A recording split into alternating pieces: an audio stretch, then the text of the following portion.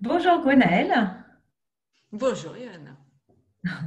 Donc on enregistre une petite capsule vidéo comme on a fait sur les autres formations concernant cette fois-ci ta formation phare, hein, on va appeler un chat, Mm. qui est sur l'alliance thérapeutique. C'est une formation que tu dispenses depuis plusieurs années maintenant et dont beaucoup de professionnels ont déjà pu bénéficier. Est-ce que déjà tu peux nous dire qui tu es en quelques mots? Oui, Gwenaëlle Perciot, donc je suis psychologue clinicienne et effectivement c'est ma formation phare puisque le domaine de l'attachement c'est quelque chose qui me passionne depuis pas mal d'années. Je pense qu'à partir du moment où je suis devenue psychologue, je me suis intéressée à la relation, à la relation intime à tous les stades de la vie, hein, du berceau jusqu'à la tombe, comme disait Bowlby.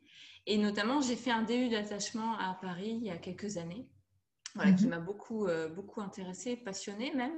Et partant de là, j'ai voulu creuser, et notamment creuser un versant de l'attachement, parce que l'attachement, c'est un grand champ.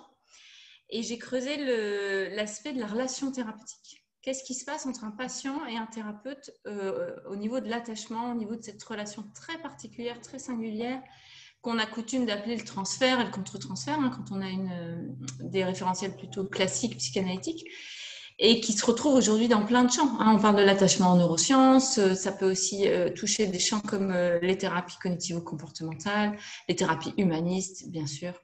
Voilà, donc je m'intéresse à ça depuis un bout de temps et j'en ai créé du coup un programme de formation qui s'étale sur 3 modules de 3 jours, donc c'est 3 fois 3 jours, avec à chaque fois un approfondissement voilà, qui va un peu plus avant. Le premier module, c'est sur, j'ai appelé ça les bases. Donc les Ok. bases, on voit ce qu'est l'attachement, la théorie de l'attachement, les différents styles d'attachement que beaucoup de gens connaissent, mais parfois de manière un petit peu, on va dire, superficielle. Donc là, on va creuser, hein, de quoi il s'agit exactement. Et surtout, on va regarder ce qui se passe du côté du patient. Donc apprendre les différents styles d'attachement chez le patient, apprendre à les reconnaître et voir tous les enjeux qu'il y a ensuite, une fois qu'on a identifié ce style d'attachement, dans les objectifs, dans le plan de traitement, dans les pistes thérapeutiques et bien sûr dans la relation transférentielle et contre-transférentielle. Donc ça, c'est le premier module qu'on a Ok. appelé donc, les bases. Et Hmm. ensuite, tu as un deuxième module qui s'appelle les techniques, où là, on va plus loin dans le quoi faire, en fait. Quoi faire de cette théorie de l'attachement, hein, parce que moi, c'était aussi une de mes frustrations quand je suis sortie du DU, c'est que j'avais plein de connaissances, j'avais compris beaucoup de choses, mais je ne savais pas encore exactement quoi en faire en tant que thérapeute. Donc, le Hmm. deuxième module est beaucoup plus pratique, là, on voit ensemble les techniques qui sont dites attachmentistes, donc pour favoriser et consolider la relation thérapeutique. Et surtout, on les met en application. Le matin, c'est de la théorie. Ensuite, on voit une petite vidéo qui est une vidéo de mes séances, en fait, de ma pratique. Et l'après-midi, on pratique en trinôme pour vraiment vivre à l'intérieur cette posture attachmentiste. Voilà. Hmm. Et Et ça, puis le c'est troisième module, qui s'appelle donc ouais. l'approfondissement, où là, comme son nom l'indique, on va encore plus loin et notamment sur les patients, les prises en charge des patients difficiles, dits difficiles entre guillemets. Hmm. Typiquement les troubles de la personnalité, les attachements très insécures, par exemple très évitants, très anxieux, très désorganisés, qui nous amènent dans des difficultés dans la relation, mais pas que dans la relation, hein. La question du cadre, par exemple, la question des bris d'alliance. Donc là, on voit de manière beaucoup plus fine une clinique qui est plus difficile, évidemment, qui demande aussi plus d'engagement de notre part. Hmm. Donc, je parle par exemple de la problématique de la honte, beaucoup, hein, on y passe une journée, et puis beaucoup d'autres choses qui permettent de ressortir avec plus de confiance, plus de bagages pour travailler avec les patients qui Hmm. nous demandent plus d'enjeux, en fait. Voilà, ça Ok. c'est le troisième module. Et plus de connaissances sur soi-même aussi, parce que comme tu dis, on ne peut pas travailler l'attachement si nous-mêmes, on ne va pas voir comment s'est constitué aussi notre style d'attachement. Je crois que c'est ça aussi qui fait la force de ta formation, c'est que ça ne reste pas une formation théorique, j'ai envie de dire, on va vraiment en profondeur et on travaille sur nous aussi, c'est essentiel Mm. pour les thérapeutes. Oui, effectivement, c'est le retour que j'ai souvent, hein. Et d'ailleurs, je l'observe, hein, puisqu'il y a souvent des compréhensions intimes de notre fonctionnement en tant que thérapeute, mais en tant qu'individu. Hein. C'est une formation qui est impliquante parce qu'on apprend un sujet et surtout on le met en application qui vient résonner en nous. Donc oui, c'est aussi l'occasion d'aller découvrir des zones de soi passionnantes. Pas toujours simples à appréhender, mais passionnantes aussi. Ouais, tout à fait. Et peut-être aussi de mieux comprendre pourquoi à des moments on a des patients dont les suivis s'éternisent ou alors des patients qui arrêtent très rapidement. Hein. Il y a aussi des choses qui se jouent en termes de relation d'attachement entre le patient et nous. Absolument. Bah oui, souvent je dis que c'est comme une danse en fait, hein, entre un thérapeute et un patient et surtout entre deux individus, chacun ayant son style d'attachement bien sûr et toutes les couleurs qui vont avec, hein, émotionnelles, cognitives aussi, hein, on parle aussi des croyances, des pensées, et Bien sûr. comportementales dans les passages à l'acte, les évitements ou les agrippements, les désorganisations aussi psychiques, la dissociation, ça rejoint d'ailleurs beaucoup ta formation, hein, il y a un moment les choses sont très convergentes et se complètent très bien aussi, évidemment, avec le trauma, quoi.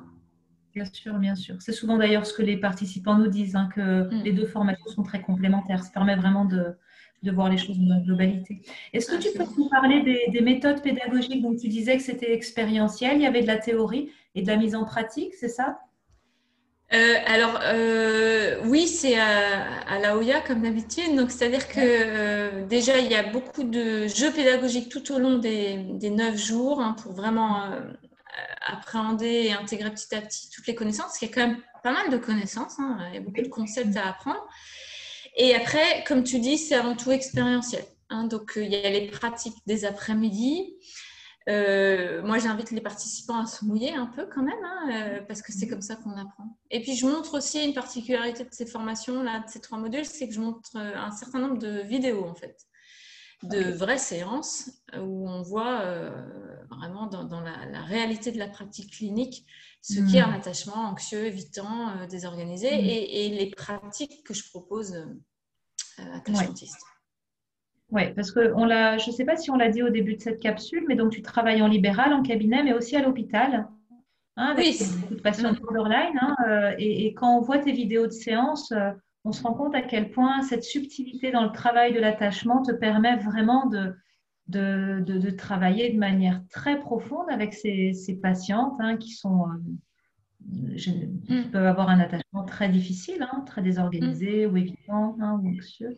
Ouais. Oui, effectivement. Moi, je travaille donc à mi-temps en psychiatrie depuis pas mal d'années maintenant. Donc, ça m'amène à travailler avec des patients, effectivement, avec des problématiques très complexes, des attachements très insécures, évidemment.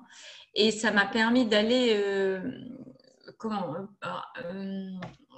chercher, en fait, vraiment une posture la plus adaptée possible. Et c'est ça que je montre dans les vidéos. Donc, je pense que ça aide, hein, même si on travaille que en libéral, parce que quand on travaille avec des patients issus de la psychiatrie, avec des attachements très lourds. Bon, ensuite, en libéral, il y a quelque chose Bien sûr. qui est plus appréhendable, je crois. Ok, très bien. Ok, cette formation s'adresse à qui? Est-ce que c'est à tous les professionnels? Est-ce que c'est... Alors, il y a effectivement des professionnels d'horizons différents qui viennent à mes formations. Il y a évidemment, on va dire, le plus gros de la troupe, c'est des psychologues, des thérapeutes. Mais viennent aussi, et c'est super intéressant, des thérapeutes corporels. Oui. Viennent aussi des gens qui sont paramédicaux, comme des infirmiers, des psychomotriciens. J'ai eu une orthophoniste qui est venue aussi, une diététicienne. Voilà, donc à partir du moment où on travaille dans le champ de la relation d'aide, on est forcément concerné par l'attachement, donc ça aide en fait, puisqu'on Bien va sûr. avoir des transferts et on va ressentir des contre-transferts. Donc tout ça va questionner, va mettre parfois en difficulté, et d'avoir la vision attachmentiste va éclairer et après aider aussi. Ok, très bien. Bon, ok. Et donc, il y a des formations prochainement hein, qui Oui, arrivent fin 2020. ouais, la prochaine, c'est le premier module, c'est début novembre à Sainte-Croix-en-Jarret, dans un joli endroit, pour ceux qui Hmm. connaissent, seront d'accord avec moi. Voilà, et puis après, il y en a régulièrement, il faut regarder les dates sur le site hein, Ok. qu'on actualise régulièrement. Très bien. Bon, est-ce que tu veux rajouter quelque chose? Non, si ce n'est que voilà, je serais ravie de vous rencontrer, de vous revoir pour ceux que je connais, Mhm. lors de ces formations qui sont pour moi, enfin, j'adore former sur plein de sujets, mais je pense que le sujet qui me fait vibrer le plus, c'est sûrement celui de Mhm. l'attachement. Donc, au plaisir Ouais. de vous y retrouver. Ok, super. Merci, Gwenaëlle. Merci, Yana.